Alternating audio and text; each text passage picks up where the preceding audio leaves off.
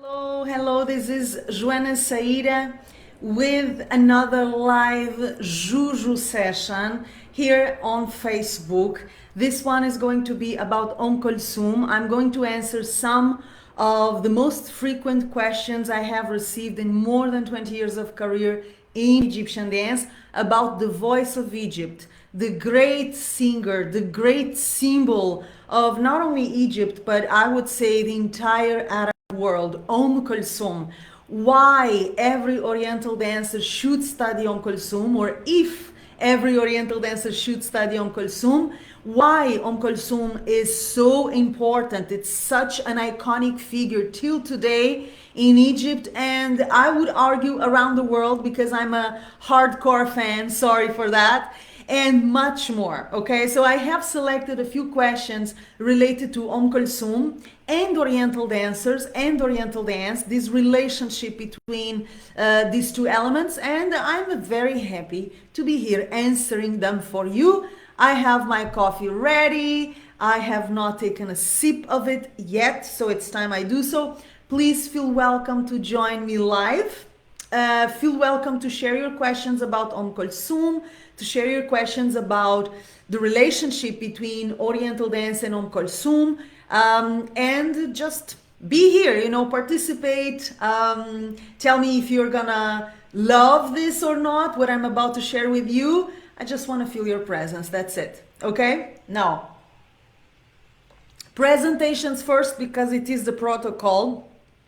If you don't know me yet, I'm a world-renowned Oriental dancer, teacher, choreographer, author, and I'm also the creator of the pioneering Joana Saahirah's World and Joana Saahirah's online dance school, delivering authentic Egyptian dance, personal discovery, and empowerment. In this live Q&A, as I have already mentioned, I am going to share a feedback that is a combination of my own opinion and also my own experience in the field of Egyptian dance. So I started my career in Egypt more than 20 years ago.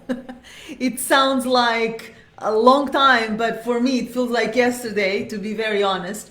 And what I'm gonna share with you is really a mix of experience, of knowledge, but also my own vision, okay? So a lot of the things I'm gonna tell you in this live Juju session, they are not universal facts, they are just my perspective on Om Kolthoum, okay? And some are universal, okay? So it's also a mix.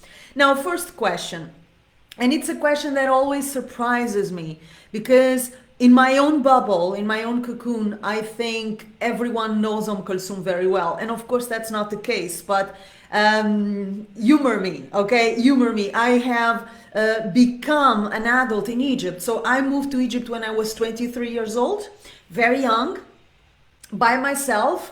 I started working not in Egypt, in Lebanon. Before I actually started working under contract in Egypt, I went to Lebanon, to Beirut, under contract with one of the biggest impresarios in the Middle East.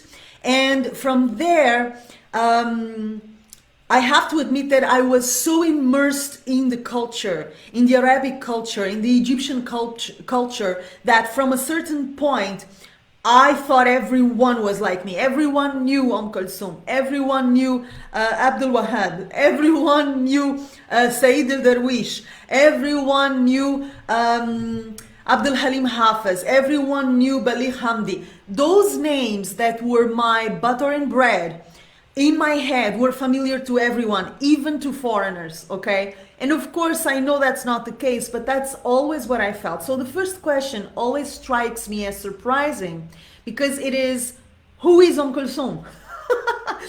It surprises me. It surprises me when it comes from someone that is not from the field, okay? So obviously, if you're not studying Egyptian music, if you're not studying Egyptian culture or dance, if you're not Egyptian, if you're not from any Arab country, I don't expect you to know Om Kolthoum necessarily, okay?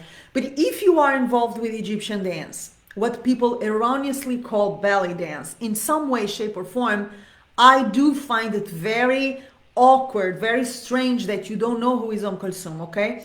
But for big problems, big remedies, okay? Ignorance is not a problem. Not wanting to end that ignorance can be a problem. So if you don't know who is Om Kolthoum, there's a lot a lot to dig in, because nowadays there are books, good books about Kolthoum.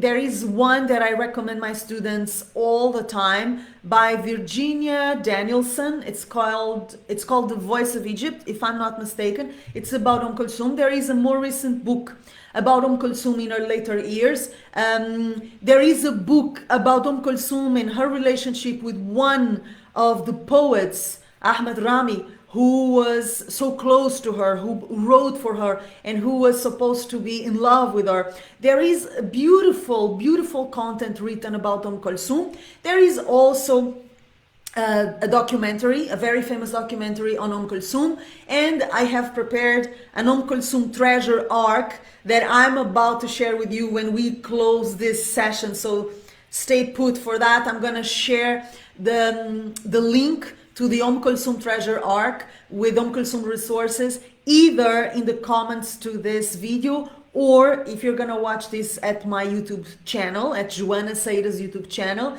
you're gonna find it in the description box below the video, okay? I promise to offer you that. But Kolthoum is considered the biggest singer of Egypt, that's for sure, in my opinion, the biggest singer that ever lived. But then again, this is just my taste and just my opinion. She marked an entire generation or generations. She went through the transition between Egypt, that was occupied by the English and kind of ruled by King Farouk, who was a puppet of the English, to the first governments, the first Egyptian governments, Abdel Nasser, okay? That would be the president that inaugurated the Egypt that we now know, an Egypt that was ruled by Egyptians, finally, after so many years of occupations and colonizers of different nationalities, okay?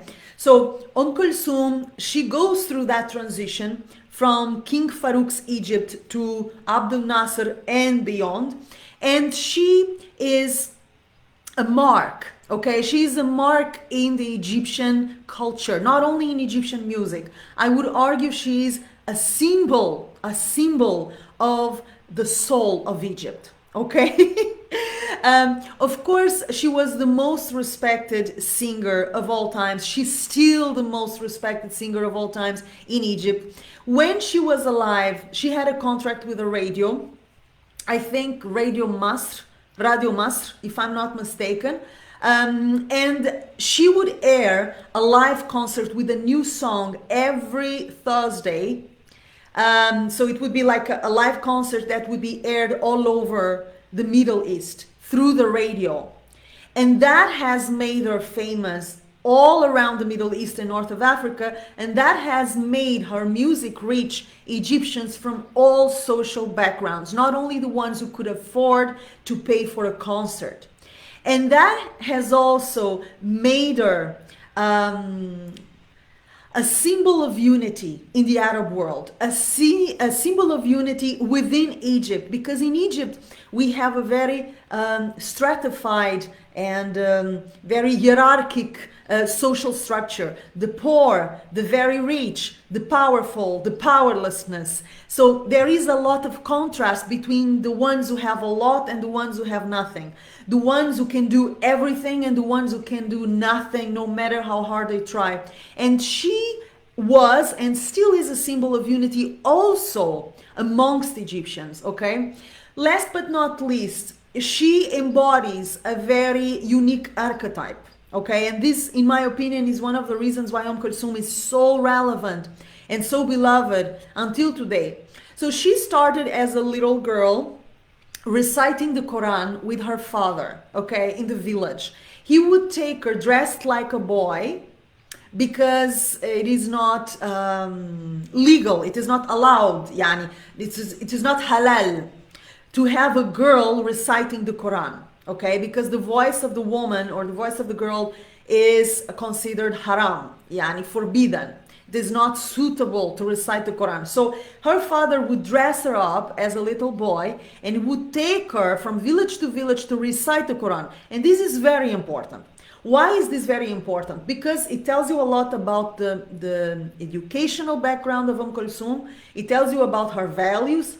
it tells you about her roots, but it also tells you about her vocal technique and the way she used the Quranic recitation training in her music, in the way she sang the lyrics, okay? And very often when I am listening to Kolthoum sing, I feel like I'm listening the muezzin calling for the prayer. Allahu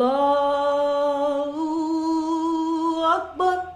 I feel like she's in a minaret, you know, in a tower, in a mosque, calling people for prayer. The difference is that she's calling them into their own soul, into their own heart, into their own lives. That's the difference. But the feeling that she instills, that she injects in so many of her words in her songs, for me, in my sensibility, is totally immersed in the Quranic training that she had from a very early age. Okay, so that is a very interesting thing. She was also a falaha, a peasant, and this is also interesting and important to understand why in the Egyptian psyche she remains such an important figure.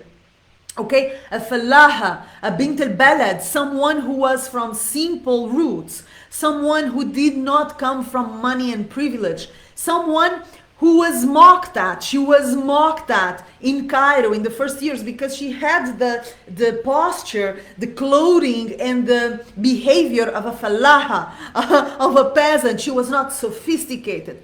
She was not singing fancy songs. She was very attached to her father, to her family, but specifically to her father. And she was very attached to her peasant backgrounds and to her roots. It took time and it took a lot of mentors to polish her, to make her a little bit more sophisticated, if you like. But she never lost the simplicity of her roots. And this makes her so special, so different. She was also a combination between an archetype of motherhood, the big mother, yani Om Kolthoum. Om means mother, the great mother, the big mother, the mother of Egypt, the mother of everyone, with sensuality. So there is a very interesting mix in Kolthoum's music between motherhood, respectability, religion, high art, but sensuality, passion, fire. When I started understanding Arabic, so when I moved to Egypt, I didn't know Arabic, okay? But I learned quite fast because I had to. You know, in Portugal we have a saying that goes something like, the expertise is the daughter of the need, something like that. So when you need to learn something, when you really need it, oh, you learn very fast. You learn very fast. I think I learned how to speak Arabic in 6 months, less than 6 months, without classes, without anything, just because I was so immersed in the life, so immersed in the language, in the culture. I had no one around me who spoke English or Portuguese or Spanish, only Arabic. I had to get along with my musicians. I had to sign contracts. So there was a lot of need around the Arabic language. I needed to learn it quite fast. And when I did, I started to appreciate Kolthoum even more. And I started to understand why she was who she was and the impact of her words, of her lyrics in the ears, in the heart of the listeners, especially Egyptians, okay? So it is interesting to know a little bit about her background, about her story, if you want to understand why she's so important till today, okay? Why she's such an iconic figure. For me, she's the symbol, her music is the symbol of the soul of Egypt. Okay, so it is beautiful that, and very, very useful, and I would say mandatory, that all Oriental dancers or anyone who is remotely involved with Egyptian dance should know Kolthoum. You have to know her, okay? You have to know about her story. You have to listen to her music, because that is a school. It is a school, even if you don't dance to Kolthoum, okay? So it's too hard, I don't understand. The musicality that it requires is quite challenging. It is, I got it. But even before you dance to it, listen to it. Because even listening to it will be a sharpening of your ear, okay? So Kolthoum's music is a combination of the creme de la creme, of the best poets, the best composers, the best musicians, the best orchestrators of our time, perhaps of Egypt ever. Okay, so Kolthoum is not only a product of her own talent, she is the product of a generation, or at least two generations, of the most talented, sophisticated, and well-prepared musicians. She's also a product of an historical time in Egypt where the arts were being supported and the arts were a focus of the government. Okay, so that's nationalism. We call it the nationalism. What is the nationalism? When King Farouk was kicked off from Egypt, when the English were kicked off from Egypt and Abdel Nasser takes charge, he decided that there would be a renaissance of Egyptian culture. He decided that would be a renaissance of Egyptian identity. So Kolthoum, like others of her time, she benefited from that specific time, that specific government, that specific nationalistic movement that was telling Egyptians, recognize, embrace, and value what is Egyptian.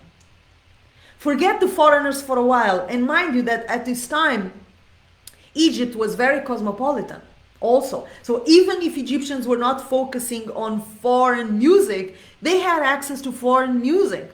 All right, the 1930s, 40s, 50s, 60s were very rich in terms of everything in Egypt. Egypt was a forward-thinking country. It was modern, it was open, it was ahead of its time. And now it has regressed. Many things went backwards. But this is a time in the life of Egypt, in the politics of Egypt, where the arts were fully supported. The arts were valued. So Kolthoum benefited from it. But she also benefited, as I mentioned, from incredible musicians, incredible poets, incredible composers who recognized her talent and said, okay, let's gather around this shining star and let's produce the best music Egypt has ever seen. And in my opinion, the best music the world has ever seen. But this is only me, okay? I am a hardcore fan of Kolthoum, as you must have understood by now. So that's just my taste. But there is no doubt that Kolthoum is something that if you are involved with Egyptian culture in any way, dance, music, history, you gotta know her. Baby, you gotta know her. Halas. There's no excuse, okay? Now, what else do I have here for you? Is Kolthoum mandatory for every dancer? And I presume this is for every Oriental dancer, right? Because we're speaking about Oriental dancers. And this is my opinion. This is not a fact. It is my opinion, okay? Is Kolthoum mandatory for every Oriental dancer? My answer is yes. Well, it depends. Okay, let me correct myself, or let me complete this. If you are doing Egyptian dance just for fun, maybe to lose weight, you know, like Zumba, okay? You're not getting into it to study the art form, to go deep into it. You're going into it as if you would go into a gym class. Cool. It's cool. Maybe in that case you don't need to know Kolthoum. And maybe, most probably in that case, your teachers will not provide Kolthoum music. They will not teach you about Kolthoum. They will not make you dance to Kolthoum, because that's not the level we're talking about. When we talk about Kolthoum, we're talking about Oriental dance at an artistic level. So if you're going for Oriental dance or Egyptian dance or belly dance at the lowest level, in the sense of the most superficial level, you probably don't need to learn who is Kolthoum. You don't have to deal with our music. You don't have to deal with a lot of things that, in my opinion, are the things that make Egyptian dance so interesting and so life-changing.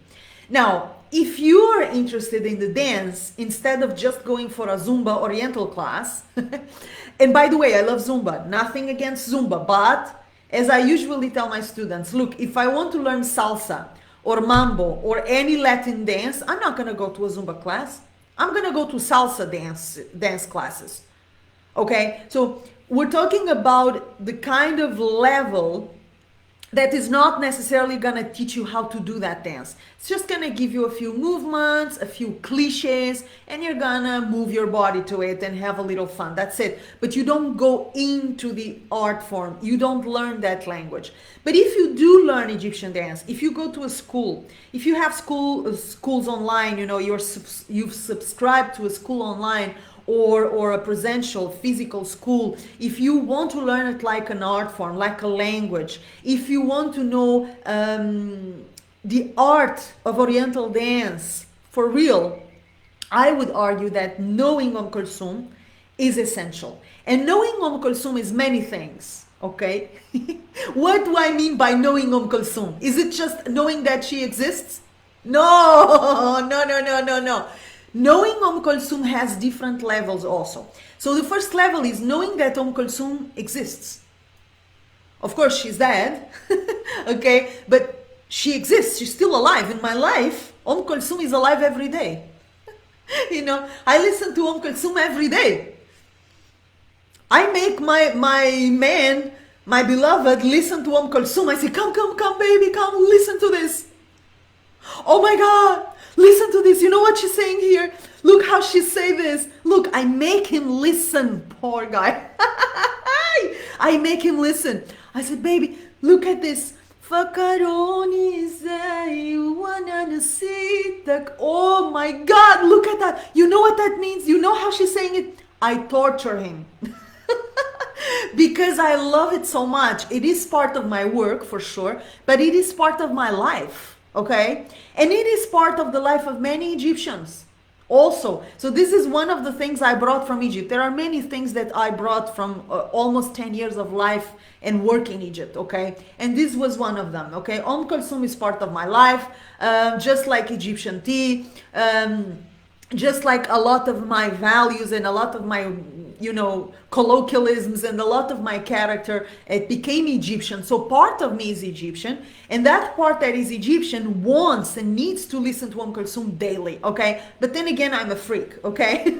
Now, what does knowing Om Kolthoum mean? You know that she exists, you know who she is. So that's a kind of knowledge of Om Kolthoum. So you can read the books, and by the way, if you're interested in the books, I am going to add them to the Om Kolthoum Treasure Arc link that I'm gonna offer you at the end of this session. So I'm gonna refer to the 3 books that I really like about Om Kolthoum in that link. Stay tuned to that, okay? But there is more. After you know about her existence and who she was and a little bit about her story, which is already very fascinating, you have to start listening to her music. And just listening, as I've already mentioned, is a school in itself, okay? Why? Because Oriental dancers, and I would argue every dancer, we should educate ourselves at different levels, okay? Educating our ear, the way we listen, for me is essential. And for Egyptian dance, is a non-negotiable. A good Oriental dancer knows how to move well. A great Oriental dancer knows how to listen. Okay? And then, of course, how to move. But before you know how to move, you have to know how to listen. So the second stage of knowing Om Kolthoum is listening to her music. Even if you don't dance to it yet, even if you're not studying an Om Kolthoum song, you're not choreographing it, nobody is teaching it to you, it doesn't matter, you just listen, okay? Go on YouTube. Search for Om Kolthoum. Inta Omri, Fakaroni, Baida Annak, Lelet Hob, Anna Fintizarak, so many very well known, Alfulelo Leila, of course, so many very well known songs that are all over the internet. It's so easy to get to them. Listen to them. Watch Om Kolthoum in the live concerts. There are a lot of live concert recordings at YouTube. Be curious. You know what I think is that so many of the dancers that I've met along the way, they're not curious, which I think it's weird. When you love Egyptian music, Egyptian dance, you're curious. Even today, if I know there is a new book published about anything related to Egyptian dance, I run to it. I flock to it because I'm curious. It's not only because it's my profession and my career. It's because I really like to know about it. So there's a lot of curiosity that I hope dancers would develop, just for the knowledge, just for the fun of it. So knowing about Om Kolthoum's life, knowing about her music by listening to her music, and then there is another stage, which is learning how to dance to her music. Woo, and this is a journey. Let's put it this way, okay? Learning how to dance Om Kolthoum's music is a journey. Why am I telling you it is a journey? Because I remember when I moved to Egypt, and I was already working, mind you, I was already performing with my musicians. I was already in the hot spot, okay? And I needed, I would say, 3 years of daily work with my musicians, the best musicians I've ever heard in my life, the best musicians of Cairo, at least according to my criteria, because I chose them, I handpicked them.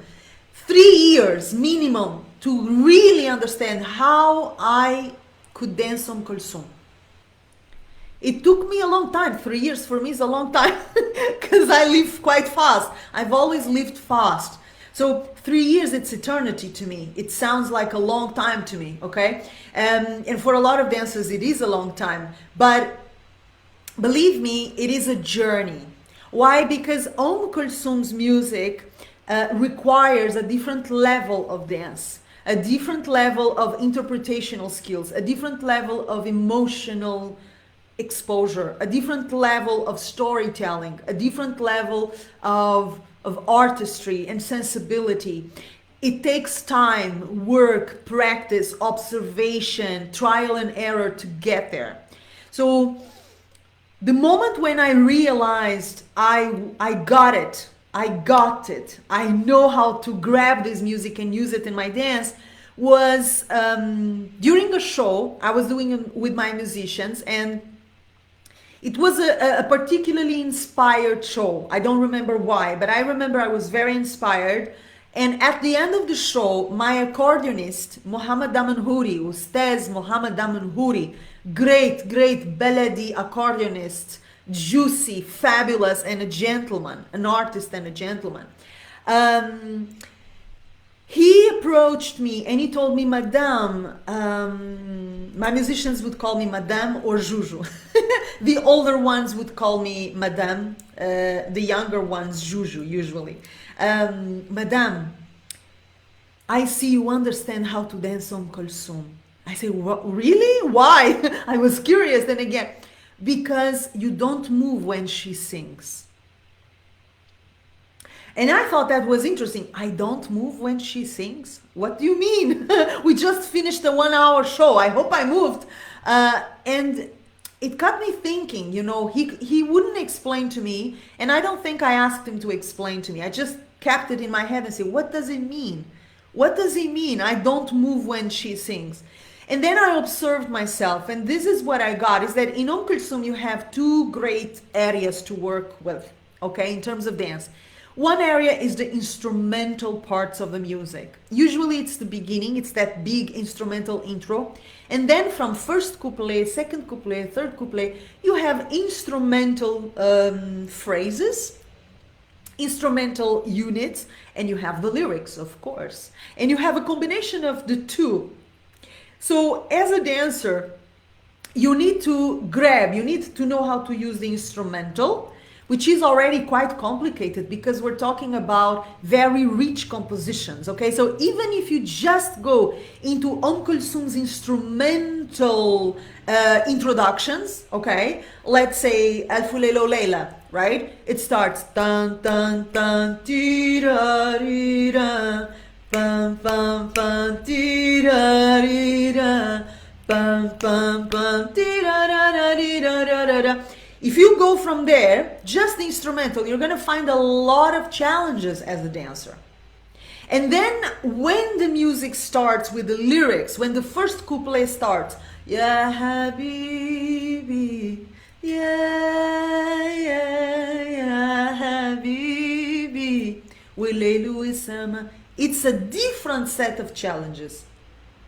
because then you have the lyrics as well as the instrumental to grab and to use and to co-create with. So it is like getting into a wonderland of sounds and different rhythms and different melodic phrases and different details and highly sophisticated composition and orchestration, also going into beautiful lyrics that are very poetic, complex at times, and knowing what to do with that. Knowing how to grab all that, dive into that wonderland and put it into the shape of a dance piece. It's a school. It's a school. You know, there should be a school. I may create a school of Om Kolthoum. Who knows? I love it. And it is a school in itself. Now, this is why I don't teach Om Kolthoum to beginners, for instance. So I will make them listen to Om Kolthoum. I will tell them about Om Kolthoum's life, but I will not teach them how to dance Om Kolthoum at a beginner level. And this is why, because it requires certain skills and maturity that you are going to gain with time, practice, and the proper guidance from a professional teacher, okay? So, in my opinion, full circle, in my opinion, Om Kolthoum is mandatory for every Oriental dancer. Absolutely! Yes, it is mandatory. Even if you feel you're not doing it right, and again, for a long time, for 3 years, on stage, in Egypt, already working, I felt all the time, oh, I'm screwing up. This is not how it's done. I felt something was off. Okay, I felt I was not there yet. And I was already working in Cairo. Okay, I was already under contract, working every day, and I felt, I'm still not there. I haven't found the balance, the key. It took me 3 years of daily work with the best musicians I've ever met, for Egyptian audiences, getting totally immersed in the culture, the music, the dance, in order to really get what it takes to dance the instrumental and the lyrics. So it is a journey. It is something that makes you obviously a dancer from another level, okay? A big differentiator, but it's also something, and this is what I find the most interesting part. It makes you a more interesting human being, okay? It's like being a great reader. You read great books and your head is filled with good material, you know, good material. Those books awaken your humanity, your kindness, your intelligence, your empathy. Om Kolthoum is the same for me. Okay, so it is mandatory. Yes, it is mandatory. Now, why is Om Kolthoum so important in Egyptian culture?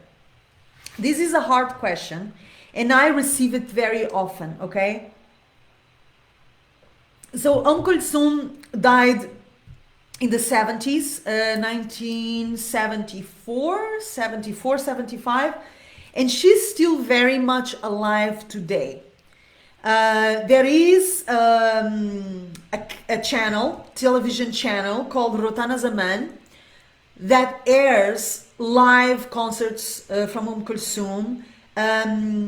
There is a radio and radio stations that pass Om Kolthoum songs. If you go to Egypt, you will listen to Om Kolthoum everywhere because it's still pretty much a part of Egyptians' daily life. I don't mean every Egyptian loves Om Kolthoum. I just read an article by Edward Said, the author of Orientalism, the very famous author about Orientalism, telling how he disliked Om Kolthoum in the article. I found it very, very interesting and to my sensibility a little bit shocking, of course, but obviously there are Egyptians who don't like Om Kolthoum, but I believe they are a minority. Most Egyptians of all generations love and recognize Om Kolthoum not only as a musical reference, I would argue the top musical reference, side by side with Muhammad Abdul Wahab, but I would put her a little bit above Muhammad Abdul Wahab. Then again, it's my perspective. But I believe that Om Kolthoum is very important for Egyptian culture because she represents a symbol of something that Egyptians respect and look for and are guided by, okay? So as I mentioned at the beginning of this session, Kolthoum is a mix of different archetypes, a very interesting mix. She is the big mother, she is the big boss also because she was a woman of business and power, and she could be very mean, trying to protect her place and her power, highly competitive. She would smash competition. Mahmoud Reda told me about a story of Kolthoum and Abdul Halim Hafiz, very funny story. And it went something like this. They were going to perform at the same venue. I believe that Abdul Halim Hafiz was before Kolthoum, something like that, and he got late with the performance. And she made the venue organization stop him because she wanted to start sharp on time, and she wouldn't admit that a beginner, a newbie, would make her start her concert late, something like that. There was a lot of free song between Kolthoum and the big names of our time, between Kolthoum and Abdul Wahab. They didn't like each other. They collaborated because Abdul Nasser asked them to. It took a long time for them to collaborate because they were two geniuses and two big egos wanting to be number one. And she competed with him, he competed with her, and finally they collaborated. But there was always this friction, this desire to be at the top. Kolthoum had that. So she has this kind of ma'alema in the background. She was a ma'alema, okay? Don't mess with me. She was the big mother. She came from the religious background of Islam. So as I told you, that has a big power in contemporary Egypt. She was also a peasant, so it speaks to the countryside and to the simplicity of Egypt, the simplicity of the majority of Egyptians, okay, who come from a lower background, lower social background. So they could see in Kolthoum, and they can still see in her, a mix of archetypes, a mix of qualities that they really admire. And aside from all that, and this is just my perspective, what I believe is the key to understand Kolthoum and why she's so important in Egyptian culture, even today, is this. Kolthoum sings to the soul of the listener. I know this will sound philosophical to a lot of you perhaps, but to me it's not philosophical at all. It's very practical, very objective. When I listen to Kolthoum, and reminding you again that a big part of my character is Egyptian, because I became an adult in Egypt, and I believe I was already bringing the Egyptian seed inside of me when I moved to Egypt, because a lot of the Egyptian values, a lot of the Egyptian identity traits, I feel them as my own. They were not foreigner to me. They were never foreign to me. Okay, so when you listen to Kolthoum music, to her voice, to the way she sings the words, she is awakening your soul, like a muezzin, like the man who calls people for the prayer. Allahu Akbar, the same. She's awakening you to your own soul. Her voice, the combination of the music, the lyrics, her voice, the way she mixes it all and delivers each song, it brings us back to our soul. And Egyptians are soulful. Egypt is a very contradictory country with a lot of problems, a lot of challenges, a lot of corruption, a lot of bad stuff, but also a lot of amazing stuff, a lot of beautiful things. It is a contrast, okay? It's a country of contrasts. You're either gonna meet the angel or the devil, nothing in between. You're either gonna meet the most honest person in the world, or you're gonna meet the crooks. So it seems like there is nothing in between. It's a country of shocks, of contradictions, of darkness and light. And Kolthoum reminds the listeners of the light in their hearts. This, I believe, is the key to understand Kolthoum, because there are many cultural phenomena. There are different singers and actors and poets who were famous and very important in their time, but they did not stood the test of time. They did not resist throughout time. And Om Kolthoum resisted. And I believe Om Kolthoum will be as relevant as it is today within 100 years, within 200 years, if we're not robots by then. If we're still human. If we're still human, she will be as relevant in 100 years as it is today. This is my opinion. This is my prediction. Okay? Because she speaks to the human soul. She speaks to the human heart. She speaks to the dream of love, true love. She speaks to the possibility of being human, fully human. And we need that. Humans need that. We need that. Okay? Very often in Cairo, and I tell this to my students because it is one of my fondest memories. Whenever I had time, which was not frequent, but if I had 20 minutes, half an hour, I would sit with men in the coffee shops, Baladi coffee shops, Al-Ahwa Baladi, in my neighborhood. And I would sit usually with other men, because it's not very common to see women sitting by themselves in coffee shops. It's more common to see men. So I would sit with them, taking my tea, perhaps smoking a little bit of shisha and listening to Om Kolthoum, just listening. And I used to observe the faces of those men. They would go, Allah, Allah, dreaming and remembering what it feels to be human. Yeah, what it feels to be in love, what it feels to be a full human being with a heart that is pure and open. Om Kolthoum reminds us of that. So it is a symbol, and for as long as we remain human, it will be a symbol. Okay? Now, last question that I have selected for this session, and sorry because today I'm a little dyslexic. I see people are watching it. Guys, feel welcome to share your comments and questions about Om Kolthoum if you have them. I'll do my best to answer, okay? So last question I have selected is, do I have to learn about Om Kolthoum in order to become an Oriental dancer? If it is mandatory. Now, I wrote the questions as I have received them, okay? So I receive questions from dancers via email, Facebook, Instagram. Even before all these social platforms existed, I received them through my blog, my original blog. Oi, Cris! Bom dia!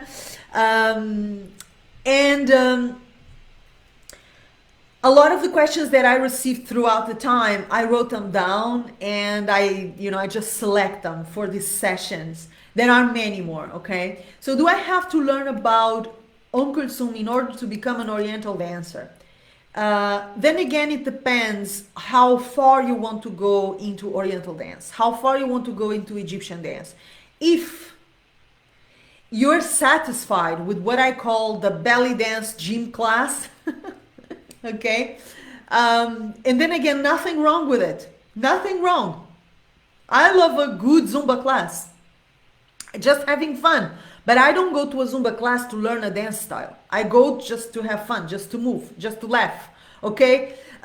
So if you are interested in Egyptian dance as an art form, if you want to learn the language of Egyptian dance, if you want to learn the culture behind it, if you want to learn the mentality, and if you want to take it as a tool, not only for a better health, because dancing consistently as a habit makes you healthier, okay, on many levels, not only physical, but it also changes who you are, at least according to my own teaching method, okay? So for the ones who know me, you're very aware that when I teach Egyptian dance, I also teach about personal development and empowerment. This is why Joana Saahirah's World and Joana Saahirah's Online Dance School delivers, it promises and it delivers authentic Egyptian dance. Look at the choice of words. Authentic Egyptian dance, personal discovery and empowerment.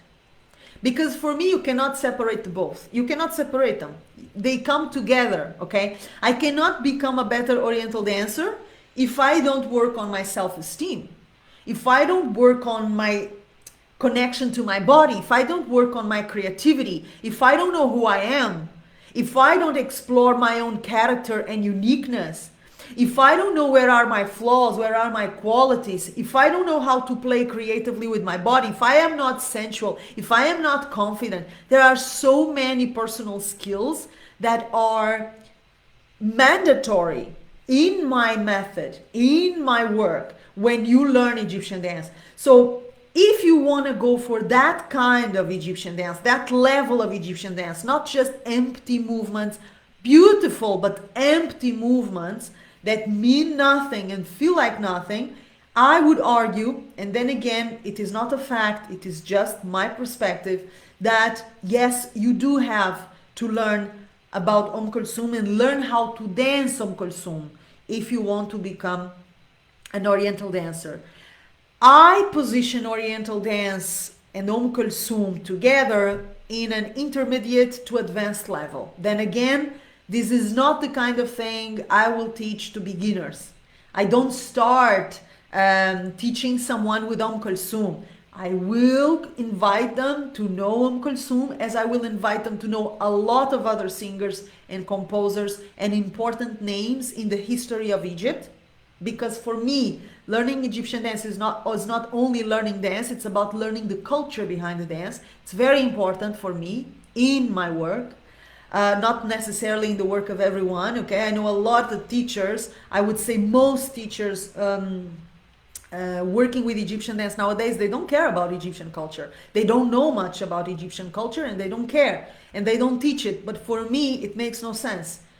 Maybe because I'm so in love with Egyptian culture and I grew up, you know, I made myself an adult inside that culture. Perhaps, I'm not sure. I think that all of these things come together. When you learn Egyptian dance as an art form, you learn the politics, you learn the religion, you learn the mentality, you learn the history. And by doing so, you become a more educated person. Have you thought about that? It's not only that you're gonna dance better, or you're gonna have a better dominion over the dance craft. No, you actually become a more educated person. You know, since I started studying Egyptian dance, I learned so many things that I didn't know existed. I learned about the history of Egypt. I learned about the politics of Egypt. I learned about Islam and the Copts in Egypt. I learned Arabic, obviously, because I had to, and because I love it. I'm biased here because I think Arabic is the most beautiful language in the world. You know, it is not my mother language, but I mean, come on, you know, Arabic is like music. It's so beautiful. And the Egyptian dialect, in particular, it's so musical. It's so beautiful.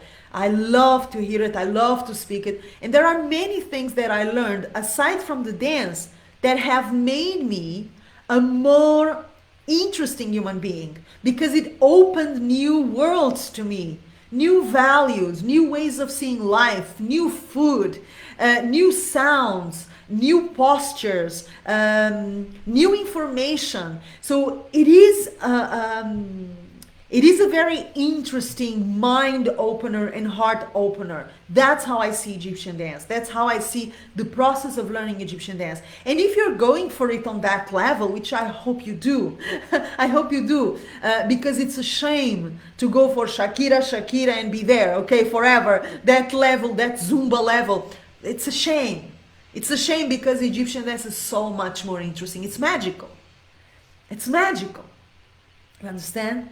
So if you go for it as an art form, I would say, yes, you have to learn Om Kolthoum. You have to learn about Om Kolthoum. You have to learn about Om Kolthoum's music.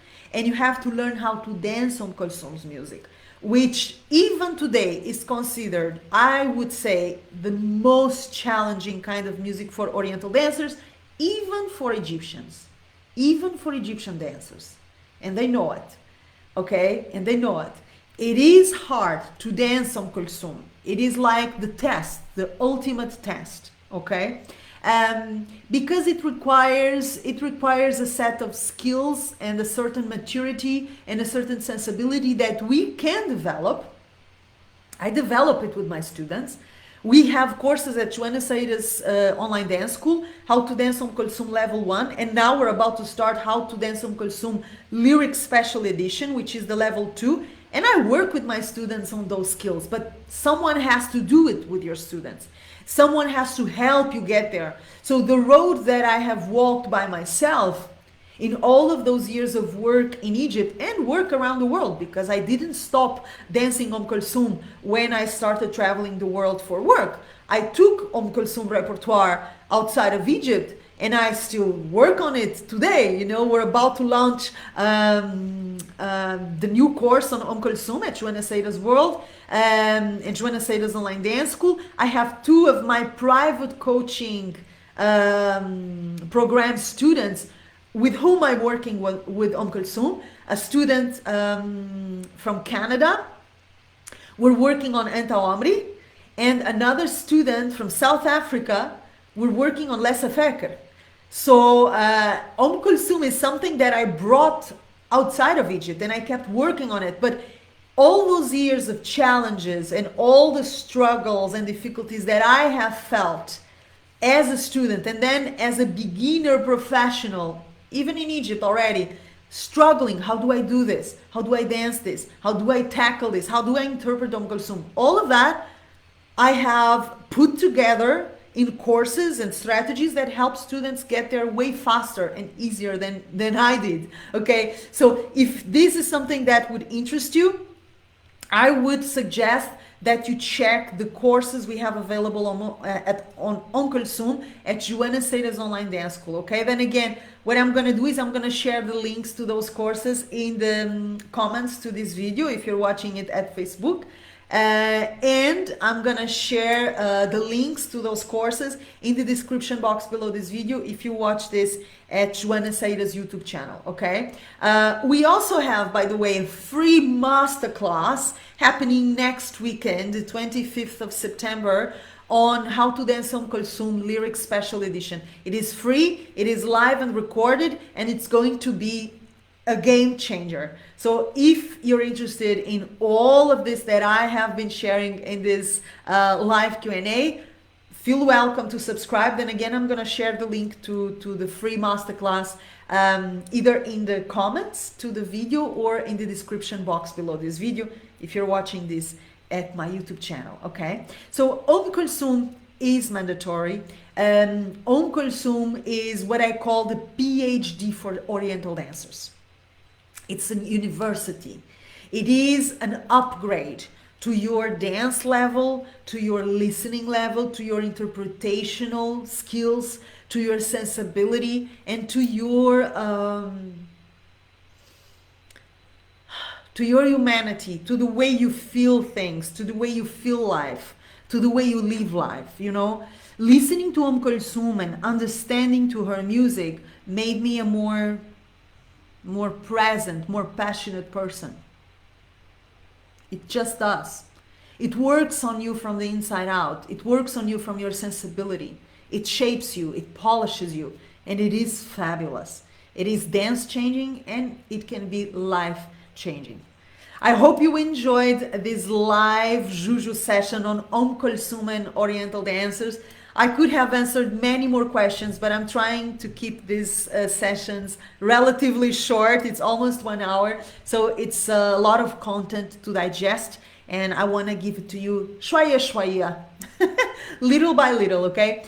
Thank you for attending, and feel welcome, even if you're watching this in the recorded format, feel welcome to share your questions about Om Kolthoum and Oriental dance in the comments to the video. I read all the comments, I answer, and if the comments suggest new questions that I feel are going to be interesting for other dancers, I usually create content from that. Okay, so no content goes unnoticed.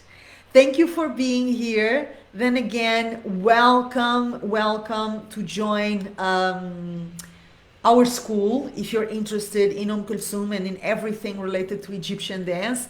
And I will also invite you to subscribe to our newsletter. It is the protocol. I have to remember to do this. Because when you do, you become part of our community and you're the first to receive our news, gifts, and exclusive inspirations I only share with my beautiful people. You will find the link to subscribe to Joana Saahirah's World newsletter either in the comments to the video, or if you're watching this at Joana Saahirah's YouTube channel, in the description box below the video. A big kiss, everyone. Listen to Om Kolthoum, dance to Om Kolthoum. Even if you feel you're not getting it totally, it's okay. The more you do it, the better you get at it, okay? And receive my warmest love and my usual kiss, okay? Mwah.